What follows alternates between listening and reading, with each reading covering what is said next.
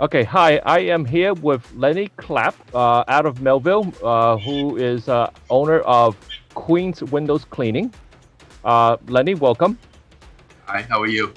Fine. The reason I started doing this episode, these interview series, is because I live in Chinatown and a lot of businesses are closing because they're not getting enough business, foot traffic in. So I thought this would be something that I can do uh, to share the stories of business owners and get and have businesses call you instead. So sort of like free publicity. Okay. So Lenny, wanted to ask you. So as a window cleaner, what kind of services do you offer? Well, pretty much we do window cleaning slash power washing on storefronts and office buildings, but only up to a certain level. So Okay. my certificate of liability cover allows me to cover up to the third floor, Okay. depending. But if some of the windows open in, I can go pretty much as high as I want. But for the Oh. most part, my business is about 90 to 95% on the ground. Okay. I got a few accounts that are on the second floor, but pretty much it's storefronts and restaurants and coffee shops, stuff like that. Okay. How long have you been in business? I believe we're going on 25 years. 25 years. Wow, Yeah. that's crazy. That's awesome. How did you get started? Actually, my father had a small window cleaning route in Midtown Manhattan, Okay. and he was going back and forth with it for many years. I wanted no part of it. You know, like be a window cleaner, you got to wake up 3, 4 o'clock in the morning Oh wow. to the city nice and early, and I wasn't about to do that. I was in my late teens, early 20s, and my father ended up selling the business. Okay. He realized that I wasn't going to go into it. My brother was doing different things, and pretty much, he let it go. But he kept a few stores. He had a few supermarkets, just a little 1 or 2 days a week. He kept it for himself. Okay. So that being said, I went on to different ventures after leaving school. I actually went to a technical school, and then I tried to open up a distribution route. I wanted to go into meat routes. I was all over the map. Okay. And until I ran into one of my father's associates that, we got to talk. He didn't even recognize me. This guy, Jerry, he didn't see me for about 10 years. Wow. And he's like, Len, what are you doing with yourself? I told him, listen, I'm in between jobs right now. I'm actually working, but it's not really, I don't really see me going anywhere with this. And he's like, why don't you go back and try the window cleaning? Because initially when I was younger, I would help my dad out every now and then when he needed like a job here and there. So Okay. I'd go out with him like on a Saturday morning and, knock out a few stores. And you know what? It was just fate. I was riding down Second Avenue. I bumped into the guy. We had like a 30-minute conversation in the middle of like 90th Street and Second Avenue. And he told me, I got this guy. His name is Mel Lansman. And he's selling work. He's retiring. And you know what? Give him a shot. I'm like, Jerry, I don't know this guy. I mean, I really don't like to deal with people I don't know. And he definitely doesn't know me. How's he going to sell me? Sell me what? Sell me somebody else's stores that I'm just going to go in there and start cleaning windows? Like, Lenny, I will back you up. I've known Mel for 30 years. As far as he's concerned, he knows you for 30 years. Wow. Well, a lot of people say a lot of different things. I ended up talking to him, had a meeting, and ended up buying about a couple of $1,000s worth of work per month. Wow. And he charged me a decent amount of money. I didn't put any money down. Okay. And he told me, Lenny, look, I don't know you, but you know Jerry. So Jerry's good with me. So I'm charging you. He charged me like a loan shark. He's like, 3,000 a month times 10% times this. He's like, I don't really care if you take it or leave it, but you will be making money at the end of this because you'll pay me off eventually the 3-4 years that I took the loan. Okay. That went away sooner than later. And as I started working, I started picking up accounts. Wow. He sold me a couple of Staples accounts, and I ended up speaking to the district manager of one of the Staples, and I ended up picking up all of them. Oh wow. All of them in the city. And there was Foot Locker. I ran into one of the head honchos at the Foot Locker. I had one, and at one point I ended up doing like 45 or 46 of them. Oh wow. And I eventually ended up losing them. So with the window cleaning thing, you end up working, and eventually somebody else comes in and undercuts you, and then you end up losing it. But over the years, I picked up a lot more than I've lost. Okay. And, that's how I've been around for a while. Wow. Okay. Anything you would do differently looking back? As far as a lot of things, I would have hired more people. See, I'm a hands-on guy. Okay. And even though it's, people say, well, it's window cleaning, to me, it's how I make my money. It's how I support my family. So I'm very passionate about it. I would have hired more guys earlier on because I did a lot of the work. I still do work for many years, but I would have taken a step back and hired more people, had them work for me, and for me just to oversee it. Mm-hmm. And so do, not just stay home, but like solicit and just build up the business. So I would have done that a lot earlier on in life. Okay. So that's something that I could have done a little different. Okay. How did you go to college? I mean, how has college prepared you for window cleaning business? I actually didn't. I ended up going to graduating high school. I went to Apex Technical School. Oh wow! Okay. And I was going to be air conditioning, refrigeration repairman. I was going to open up an air conditioning company. Well, I mean, we all have dreams early on in life, but that didn't work out. Mm-hmm. I mean, I ended up graduating from there, but it was just it's so competitive in the air conditioning field, and it didn't work out. So I ended up looking into distribution because I wanted to, I was always in the route business where I can get a meat route or vegetables, so something to distribute and sell. Okay. And because sales is pretty much you can make a decent amount of money if you play your cards right. Okay. And I ended up what happened was I almost bought a meat route, horse head route. It was pretty much just signed on the dotted line, and it ended up falling through. And I had my head in my hand, and I said, "Oh my God, what am I going to do now?" And I ended up buying a Famous Amos route. Oh wow! Okay. Cookies, yeah. And I ended up selling. I was driving around. I was distributing product in the Bronx, South Bronx.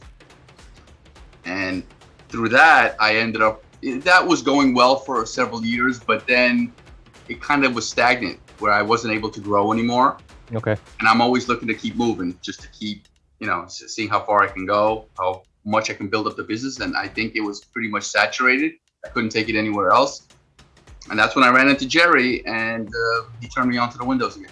It all led back to me being owning a window cleaning company. Okay. How has the pandemic right now for the past year changed your business? Well, it pretty much devastated me because pre-pandemic, I had about 6 guys, not including myself, and I had about over 500 accounts, existing accounts. Okay. And during, in March 15th, I had to lay everybody off. I'm not an essential worker, and I lost about 90% of my business. Oh my God. Yeah, I mean, the last thing if people are closed, they don't need window wash. That's the last thing they were thinking about. I applied for the PPP. I'm an employee of my own company, so I applied for unemployment. I was never on unemployment ever in my life. This is the first time. So obviously I was down.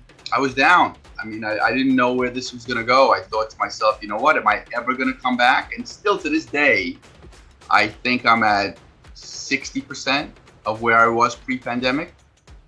So there are stores that I'll never get back because they closed, and literally I drive around every part of Manhattan, and there's a for rent sign, at least one on every single block.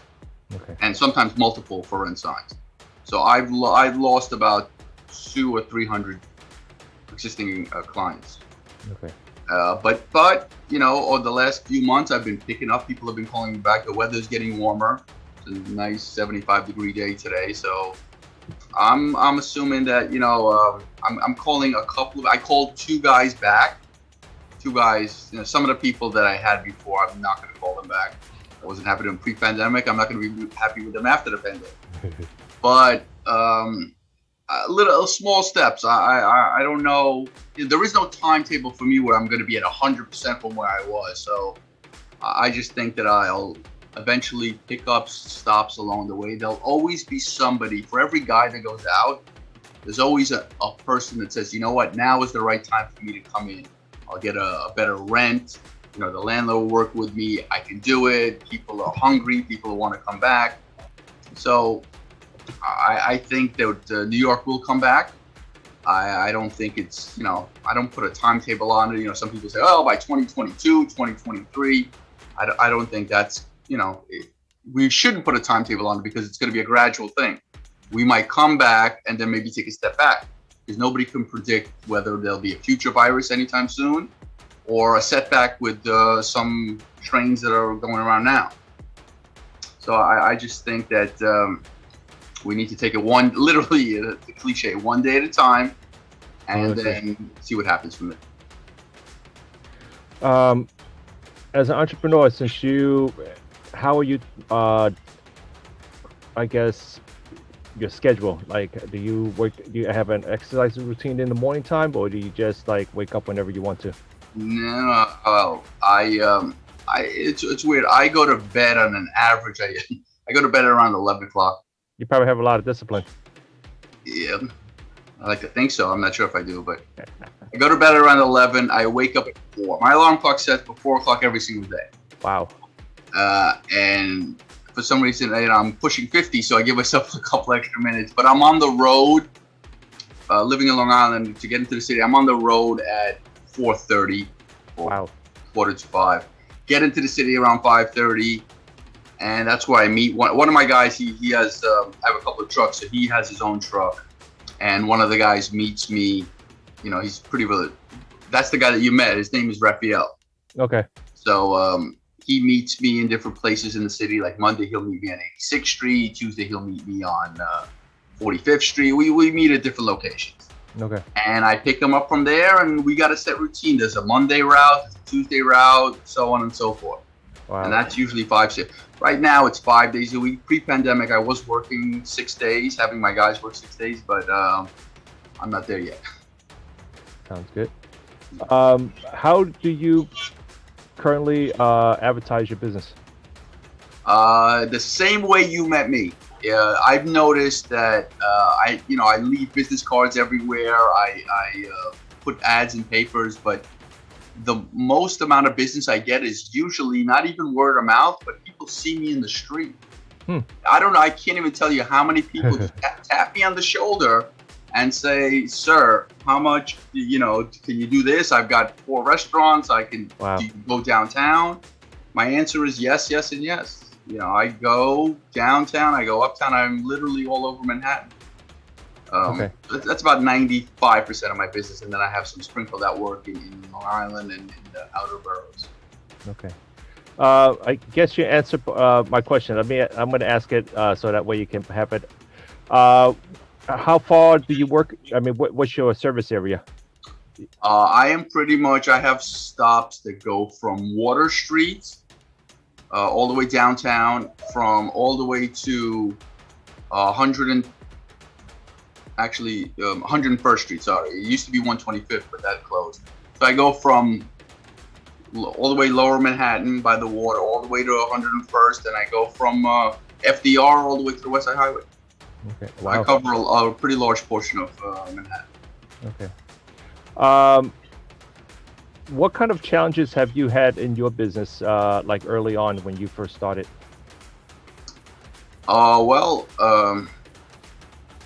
Aside from the city is anything difficult for you. I mean, it's, you know, to have that many stores. When I bought the route initially, Mel did me, I thought was a disservice, but it actually was a good service. He sold me work that was completely spread out.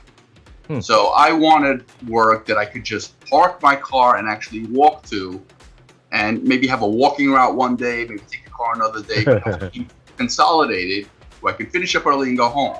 Okay. But you're never going to grow like that because you're concentrated in one little area. So what he did was he sold me work completely all over the city. Wow. And I was like, well, this guy, I mean, he sold me this, you know, high-end money. But then I thought to myself, you know what? I ended up picking up work in all of these areas.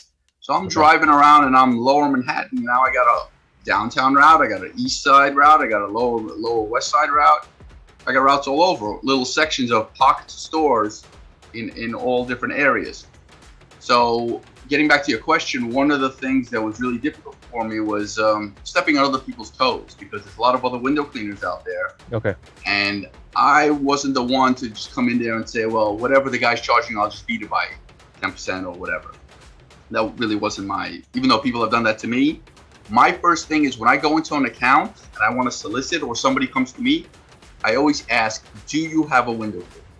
Mm-hmm. And most people say no, or they say yes. My next question is, what's the name of the company? Because I know a lot of people in the business. Okay. So if I know the guy, I usually say I'm affiliated with him. Let me speak to him, and maybe because usually they either fire you for two reasons. They're looking for somebody else because you're not showing up, or you're overpriced. It's usually for price.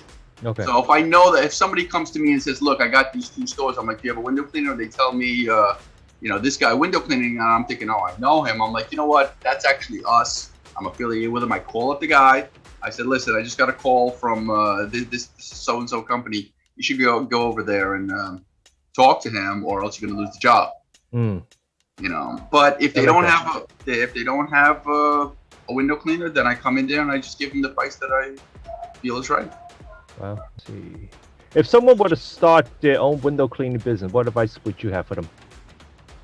I'm not trying to create more competition for you, but everybody's. You know what? Be prepared to wake up early.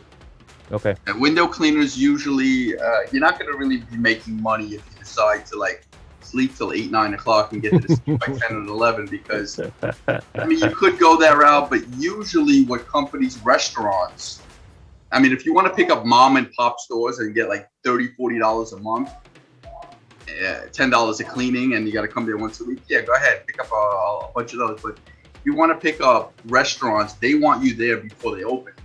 Okay. So these eateries, some of them are really large, they have a lot of glass. They want you in there about 5 o'clock in the morning, 5:30. They want you out of there by 7. So you got to be gone. They don't, nobody likes to be buying coffee and donuts and all of a sudden seeing a guy, cleaning inside of a glass. That to them is not pleasant. So my advice would be just, you got to be prepared to put in the hours, because it's, and some doors are going to be slammed in your face. There's a lot of window cleaners out there, a lot of competition.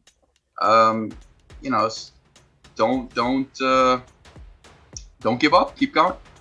If you really want to get into it, then just, if you don't want to, then move on to something else. But if you feel this is for you and you could do it, then just stick with it for a while and see what happens. Give it a good amount of time, not 2 weeks and oh my God, this isn't for me. 6 months, a year. If that doesn't work out, yay, life goes on. Keep moving. Okay.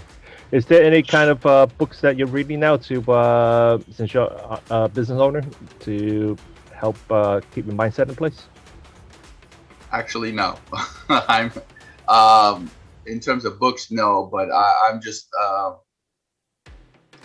no, not really. I watch a lot of Shark Tank. Okay. I actually follow the stock market a lot more now than I did when I was earlier in life, so I dabble into that. But in terms of reading up on businesses like the Wall Street Journal or something like that, no, that's not what I'm doing. Okay. I think my other question is, where do you see yourself or your business in, say, about 10 years or so from now? With all this pandemic going on. Yeah, again, it's in the hypothetical, because after the pandemic, there's nothing that you could prepare or predict what's going to happen. Because if you told me in 2019 that the world, not the city, the world would be closed for a year, I'd pretty much laugh you out of the room. So I'm thinking that in 10 years, I definitely have to take a step back. Because one thing about this business, whether you work physical, because you do put a lot of physical time in, but mentally you get drained. You need to take a step back and have people work for you. So you have to have other people backing you up, because your body will give out. You'll burn yourself out. And during the pandemic when I wasn't working, when I was going to the city 1 day a week, I was burnt out. Because I'm thinking to myself, oh my God, am I ever going to get back? Or how am I going to pay the bills?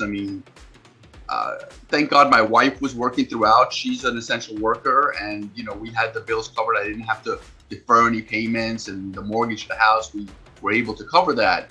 But after something like this, who knows what's around the corner? Who knows what is waiting for us in a year, 2, 5, 10? Or nobody knows.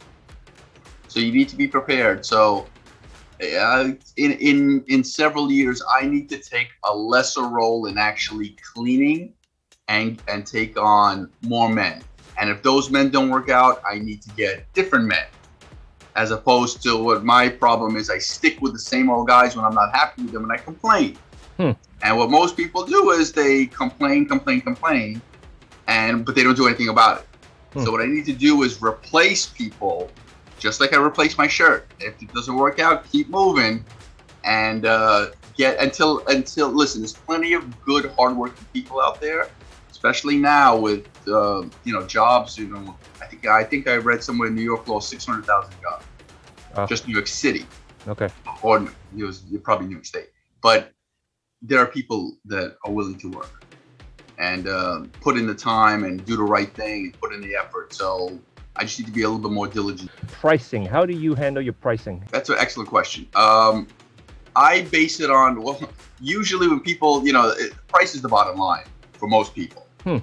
So what they do is they're like, well, how much do you charge? And I always tell them the same thing. I'm like, okay, first of all, I can't give you a price over the phone. I need to see exactly what I'm doing because all the stores are different. And you don't know how many times the person's like, well, it's the same amount of windows as you're doing now. So I tell them, well, I charge this guy $50 a month. But when I go see his or her store, it's not nearly the same amount of windows. And I'm like, whoa. I gave you a price on one window and a door, one time a week outside, and one time a month on the inside. And all of a sudden I turn around and I might have 25 windows to clean in and out every week. So it's a little different.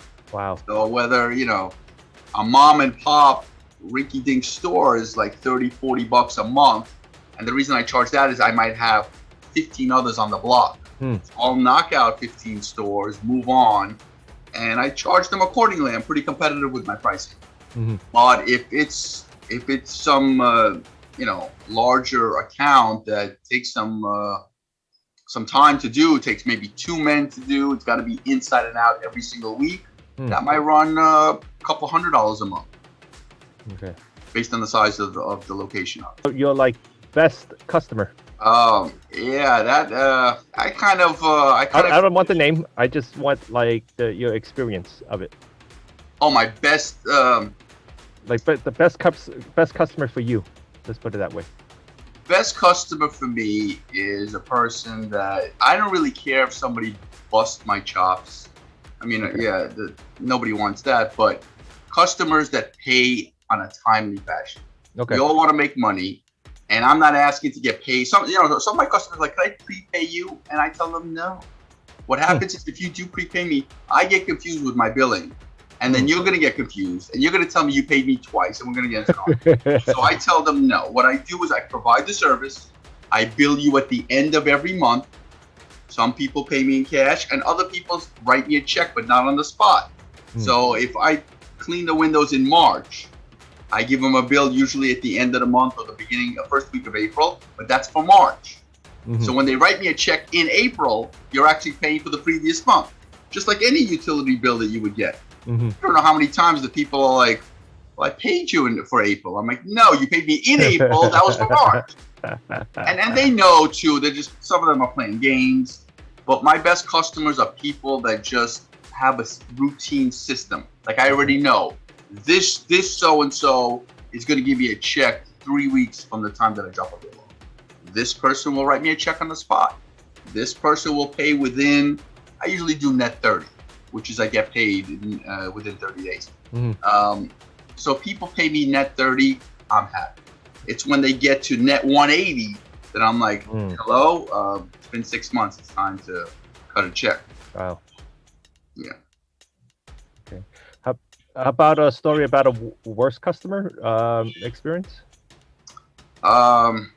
Only if you have one. I'm not sure if you have Yeah, one. I mean, over the 25 years, I've had some stories. I mean, I usually do not get thrown out for service. It does happen. I mean, some of my guys didn't show up, didn't do the right thing. But it really bothers me if something happens for service if I didn't do the right thing. Okay. But I remember there was one woman on Lexington Avenue, and she paid me. Not really a bad story, but it's not a good story either. She paid me. If I'm not, this is going back 20 years. She paid me, I think, $15 a month. Okay. $15 because I was cleaning a whole bunch of stores, and she was right there. She's an old lady. Had a jewelry store. She sold like little trinkets. So I would give her a bill, and she would pay me whenever she felt like it. And I actually kept forgetting. I wish that she would drop. So one day I came in there, and I'm like, Can you please write me or pay me cash? Oh, I told her, listen, if you're gonna write me a check, you have to put tax. Because I deposit every check on my business account. I have to charge. New York State says I have to charge, or New York City says I have to charge sales tax. So she's like, I'm not paying you tax. I'm like, I'm charging you 15 lousy bucks. You're gonna pay me tax. It's $1.23. I didn't want the 15. I didn't want the $1.23. I wanted her to throw me out. So she told me, listen, honey. I was a lot younger. She's like, you're not going to live long enough for me to pay you the tax. I said, okay, no problem. It's been nice knowing you, and we're done. Again, Wow. It sounds like a minuscule amount of money, but I actually had a conversation with her on the phone, and I ended up losing my cool and cursing at her because she said something like that. And over the years, to be honest with you, I can count on one hand that I've really lost my cool with a customer. So I'm pretty much like, you know what? Window cleaning is not at the top of everybody's priority list. So you need to really, really watch what you say and watch what you do, or you're not going to listen. If I don't have the coolest temper, but if I start arguing with all the customers over the years, I'm not going to have a business. I might as well stay home and argue with myself. So, that's pretty much it on that. Do you have like I guess for window cleaners, do you have like a pattern? Do you start where, and then do you go over a certain place, or do you have a system in place, I guess? You mean the way I clean the windows? Yeah. Everything goes left to right. So it doesn't matter if we're doing a large store or a second floor store, whether the guy, I usually tell him start on the left side, we're going left all the way down to the right. And when we pull it down, so if it's a large glass, let's say 20 by 15, you wet it, you pull halfway, you pull till eye level, above your shoulder, obviously, and then once you get to eye level, you take the squeegee off the stick and you can squeegee it up by hand without going down further. Okay. Sounds good. That sounds like fun. You know what? It's fun for maybe half an hour, and then you realize that you really have to have some serious shoulders to keep going, because you start lifting your arms over your head for 20 years. You're gonna have a lot of respect for your body. So I tend to keep myself in halfway decent shape. I mean, I'm not a marathon runner, I'm not a massive weightlifter, but I do go to the gym, and I try to stay in shape, because if I let myself go, remember, I'm not young, not old, but I'm not young either. I'm pushing 50. I try to keep my body in movable shape, where since I'm waking up early and I'm coming home in mid-afternoon, and I tend to go to the gym twice a week. I was going 3-4 times a week, but the last few years it's been twice a week. I try to keep myself in halfway. Queens Window Cleaning LI Inc. And my phone number is 917-579-6178. And my email is qwindows@aol.com.